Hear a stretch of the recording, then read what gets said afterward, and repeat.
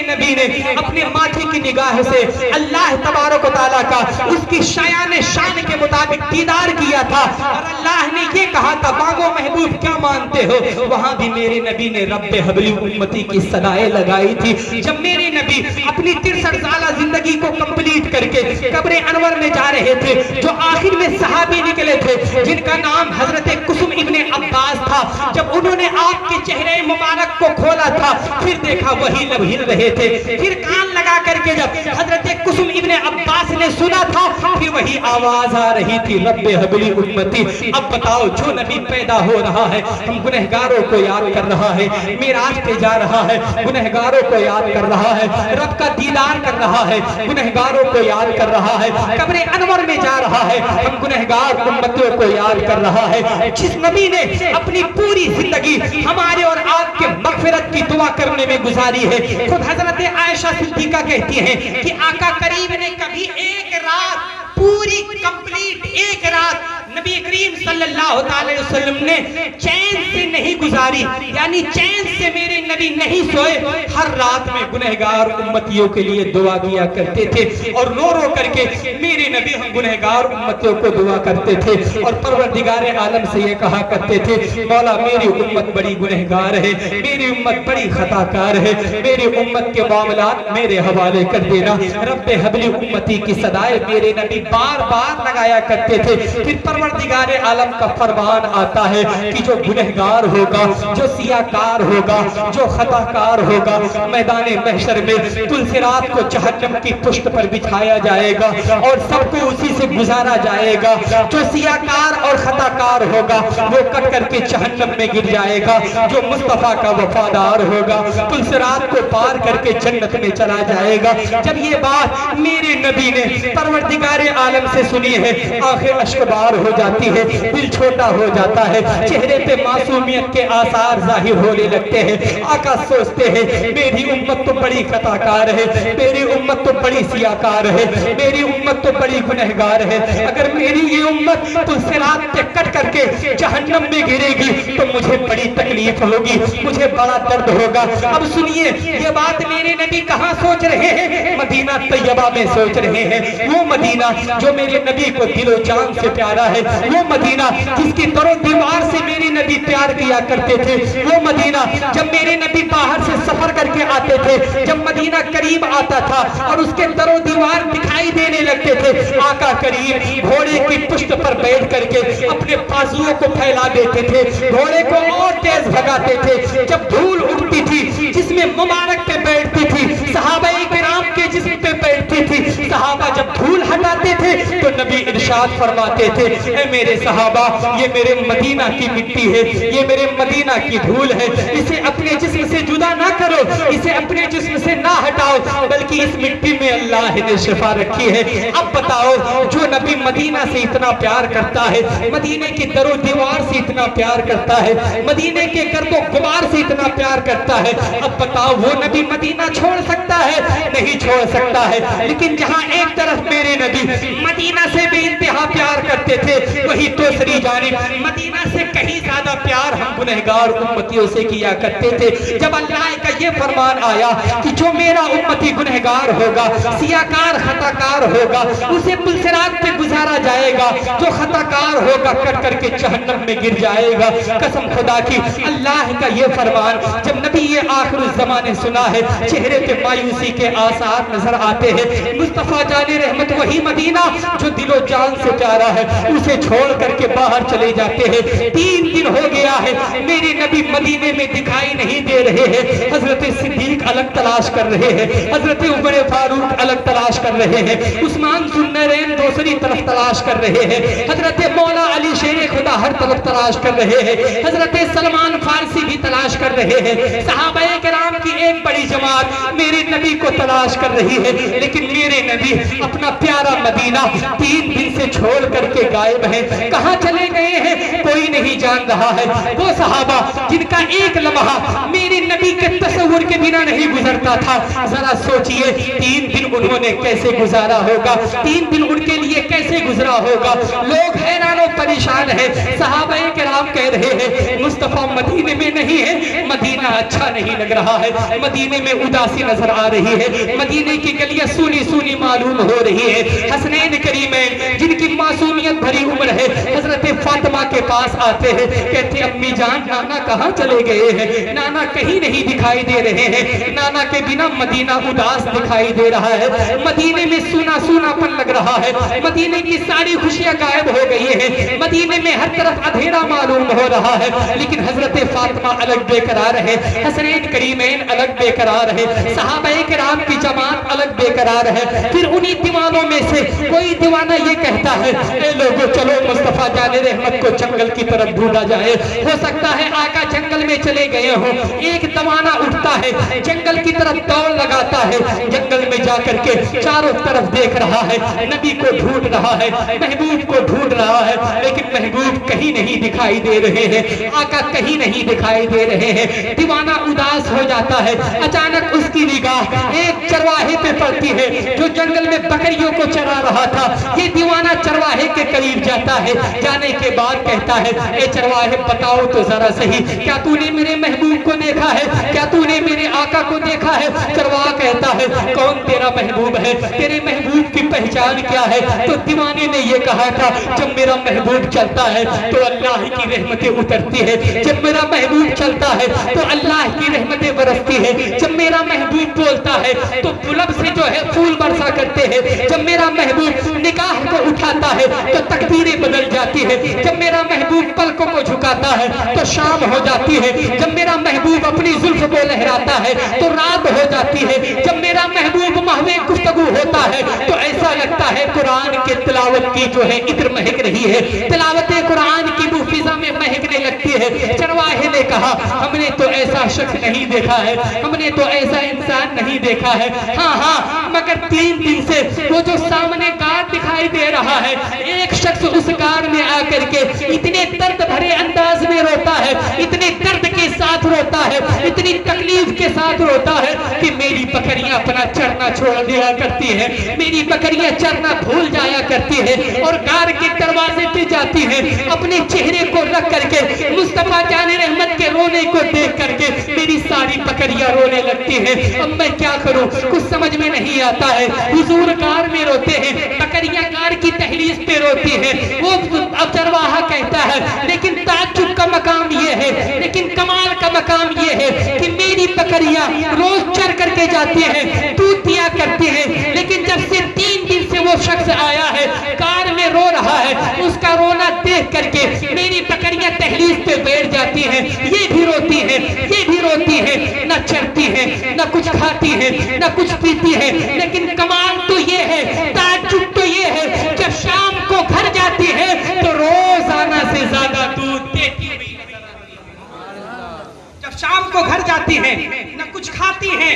न कुछ पीती है, लेकिन दूध रोजाना से ज्यादा दिया करती है। वो दीवाना समझ जाता है ये कमाल किसी और के अंदर नहीं हो सकता है, ये कमाल मेरे महबूब के अंदर हो सकता है, ये कमाल आमिना के लाल के अंदर हो सकता है, ये कमाल उसके अंदर हो सकता है जिसके बारे में बरेली के इमाम ने कहा है आंख जिस समत उठा कली कर दिया मुझे पहरे सखावत बिलाखो सलाम। ये वही हो सकता है जिसके बारे में बरेली के इमाम ने कहा है उनकी महक ने दिल के गुंजे खिला दिए हैं, जिस राह चल दिए हैं कूचे बसा दिए हैं। जब आ गई है जोशे रहमत पे उनकी आंखें चलते बुझा दिए हैं, रोते हंसा दिए हैं। मेरे करीम से गर कतरा किसी ने मांगा दरिया बहा दिए हैं, दुर्बे बहा दिए हैं। अल्लाह क्या जहन्नम अब भी न सर्द होगा, रो रो के मुस्तफा ने दरिया बहा दिए हैं। दीवाना दौड़ करके गार के करीब जाता है, दीवार के गार के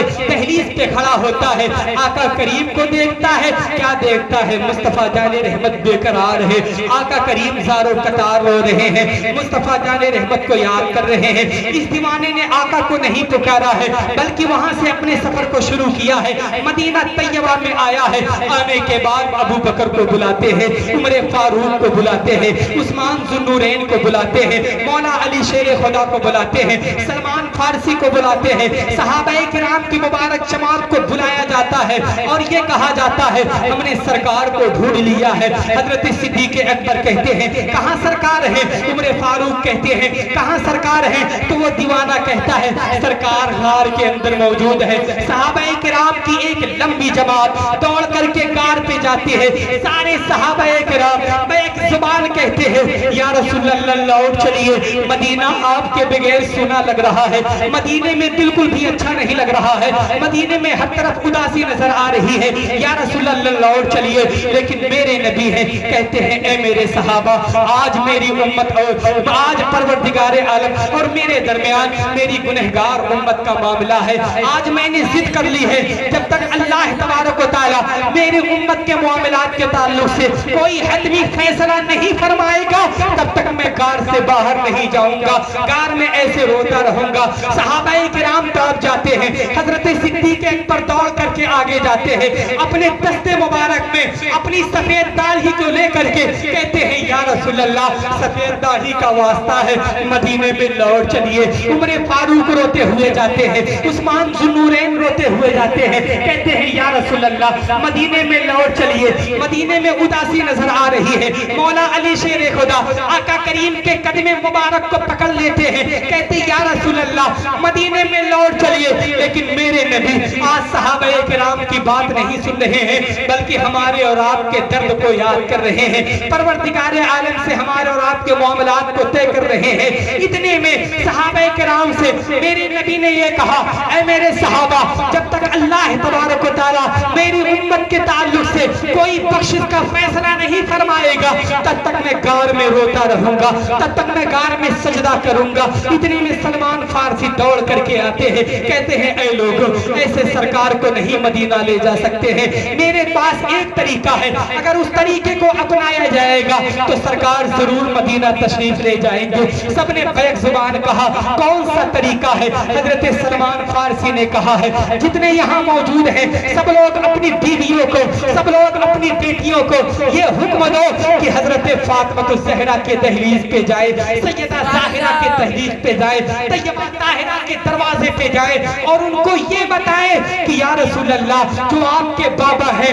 وہ غار میں مل گئے ہیں۔ دوڑ کر کے عورتوں کی جماعت سیدہ فاطمہ کی دہلیز پہ جب پہنچتی ہے، پہنچنے کے بعد سب نے بیک زبان کہا ہے اے سیدہ فاطمہ مصطفیٰ جان رحمت کا پتہ چل گیا ہے۔ اتنا بات سننا تھا، حضرت فاطمہ عالم بے قرار میں آتی ہیں، 70 پیوند والی چادر اپنے آپ کو پردے میں کرتی ہیں، عورتوں کے جھرمٹ میں اس طریقے سے نکلتی ہے کہ حیا ان کو سلامی پیش کرتی ہوئی نظر آتی ہے۔ غار پہ پہنچتی ہے، صحابہ باہر کھڑے ہیں، عورتوں کی جماعت باہر کھڑی ہے، حضرت فاطمہ غار کے اندر جاتی ہے، غار کے اندر میرے نبی موجود ہیں، فاطمہ کی بیٹی فاطمہ موجود ہے، نبی کی لاڈلی بیٹی فاطمہ موجود ہے۔ فاطمہ اپنے مبارک ہاتھ کو آقا کریم کے زانوں پہ رکھ کر کے ان کے قدم مبارک پہ رکھ کر کے کہتی ہے بابا مدینے میں لوٹ چلیے، کتنی بے قراری کے ساتھ ہم نے آپ کو تلاش کیا ہے۔ حسنین کریمین 3 دن کے اندر کئی مرتبہ کہہ چکے ہیں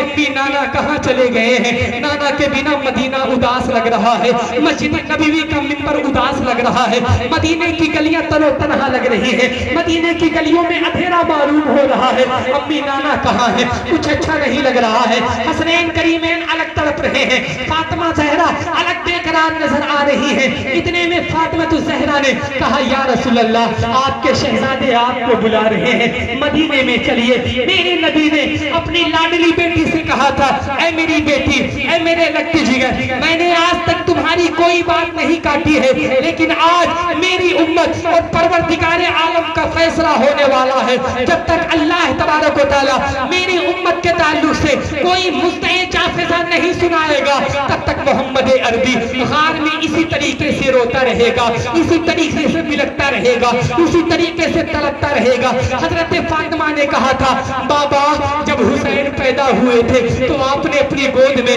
حسین کو لے کر کے یہ کہا تھا میرا بیٹا یہ حسین ہے جسے میدان کربلا میں بڑی بے دردی کے ساتھ اور بڑی تکلیف کے ساتھ شدت تکلیف کے ساتھ اسے قتل کیا جائے گا, اسے شہید کیا جائے گا, لیکن میرا بیٹا شہید تو ہو جائے گا, اسلام کے پرچم کو کبھی جھکنے نہیں دے گا, اسلام کے علم کو کبھی گرنے نہیں دے گا. حضرت فاطمہ کہتی ہے اے بابا جان جب قیامت کا میدان ہوگا آپ کی گنہگار امت ہوگی تو میں اسی میدان قیامت میں اپنے بیٹے حسین کا خون میں لگ کر میدان کربلا کا وہی کپڑا لے کر کے آؤں گی اور اللہ تبارک و تعالیٰ سے کہوں گی اے مولا یہ وہ کپڑا ہے جس کپڑے کو پہن کر کے میرے بیٹے نے تیرے اسلام کی حفاظت کی ہے, میرے بیٹے نے تیرے کلام کی حفاظت کی ہے, میرے بیٹے نے تیرے قرآن کی حفاظت کی ہے. اسی کپڑے کا واسطہ میرے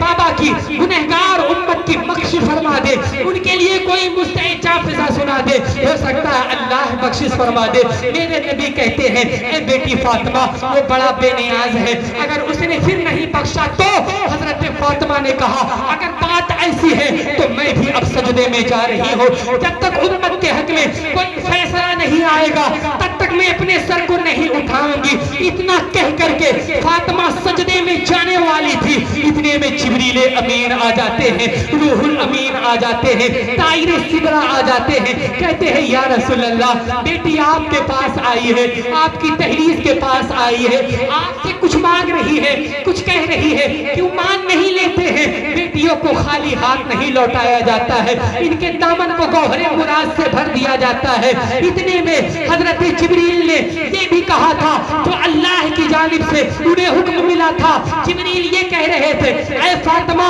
قیامت کا میدان ہوگا, تمہارے نانا بھی موجود ہوں گے, حسنین کریمین بھی موجود ہوں گے, گنہگار امت بھی موجود ہوگی. اس قیامت کے میدان میں حضرت فاطمہ کا صرف اتنا کام ہوگا کہ حضرت فاطمہ اپنے ہاتھ کو اٹھا کر کے گنہگار امتیوں کے حق میں دعا کرے. دعا کرنا فاطمہ کا کام ہوگا اور آپ کے نانا کی, آپ کے بابا کی گنہگار امتیوں کو بخشنا یہ مجھ خدا کا کام ہوگا. سبحان اللہ. یہ پیغام اللہ تبارک و تعالیٰ نے حضرت فاطمہ الزہرا کو اس وقت سنایا تھا جب میرے نبی غار کے اندر رو کر کے اللہ تبارک و تعالیٰ سے ہمارے اور آپ کے فیصلے طے کر رہے تھے, ہماری اور آپ کے بخشش کے پروانے اللہ تبارک و تعالیٰ سے مانگ رہے تھے. اس وقت حضرت فاطمہ نے آ کر کے ہماری مدد کی تھی اور ہماری حفظ کی تھی, اور ہمارے تعلق سے فاطمہ کے جو ہے اوپر یہ پیغام آیا تھا کہ اے فاطمہ قیامت کے دن تو جنتی جوان اور جنتی عورتوں کی سردار بنائی جائے گی. جہاں ایک طرف تجھے جنتی عورتوں کا سردار بنایا جائے گا وہاں تجھے اتنا حق دیا جائے گا کہ تو اگر اپنے بابا کے امتی کے حق میں دعا کر دے گی تو کتنا بھی گنہگار امتی کیوں نہ ہو اللہ تبارک و تعالیٰ اسے جہنم سے نکال کر کے جنت میں ڈالتا ہوا نظر آئے گا. یہ مقام و مرتبہ اللہ تبارک و تعالیٰ نے حضرت فاطمہ کو دیا ہے. وہ نبی جو دن کو بھی رات کو بھی خلوت میں بھی جلوت میں بھی ہر وقت ہمیں اور آپ کو یاد کر کے روتے رہے, اس نبی کے نواسے کی اگر محفل سجی ہے تو ہمارے اوپر یہ لازم و ضروری ہوتا ہے کہ اپنے گھر بار کو چھوڑ کر کے ان کی محفل میں آئیں, ان کے تذکروں کو سنیں, ان کے بیان کو سنیں. ان کی محفل میں آنا ہمارا کام ہے اور کربلا والوں کے صدقے توسل میں ہمارے دلوں کو ایمان سے نور کرنا یہ امام حسین کا کام ہے. باتیں بہت ساری ہیں, ابھی تو میں نے وفات رسول کے تعلق سے کچھ بتایا ہی نہیں, چونکہ ہمارے مہمان خصوصی بیٹھے ہیں, ان کا بھی خطاب آپ کو سننا ہے. انشاءاللہ بچی ہوئی گفتگو ہو سکتا ہے کل جمعہ میں آپ کو بتانے کی ضرور کوشش کروں گا. اللہ کریم کی بارگاہ میں دعا ہے میرے کہنے میں آپ کے سننے میں اگر کسی بھی قسم کے آمدن یا سہمت معروفاً یا مجہولاً غلطی خامی لغزش واقع ہو گئی ہو تو پاک پروردگار عالم اسے معاف فرمائے اور ہمیں کربلا والوں کے نقش قدم کی اتباع کرنے کی توفیق عطا فرمائے. اور یہ جو 8 روزہ 9 روزہ محفل شہدائے کربلا ہونے والی ہے اس